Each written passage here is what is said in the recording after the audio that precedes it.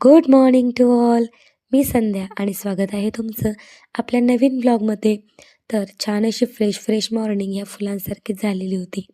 त्यानंतर मग लगेचच शिवांशला पोंगे खायचे होते. मग त्याच्यासाठी ते तळून दिले आणि मग मी माझ्या कामाला लागले.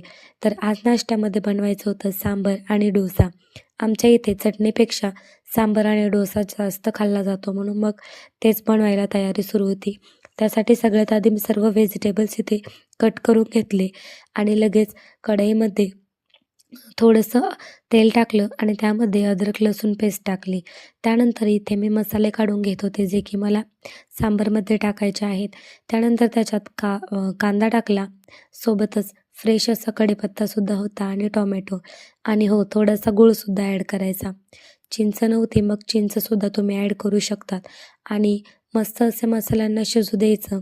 आणि त्यानंतर मग मस्त असं वाफळतं जे आपलं वरण आहे शिजवलेलं ते टाकून द्यायचं आणि खरंच मीठ टाकायचं. एवढे छान होते ना हे, एकदा तुम्ही नक्की ट्राय करा. तर मग पाणी टाकलं कन्सिस्टन्सी ॲडजस्ट करण्यासाठी आणि छान असं आपलं सांबार तयार आहे.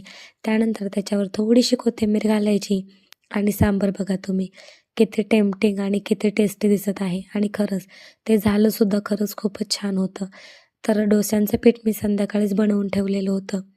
मग त्यासाठी म्हणलं चला आता एकीकडे वरण आपलं शिजते सांबार, तोपर्यंत आपण मस्त असे डोसेसुद्धा करून घेऊयात.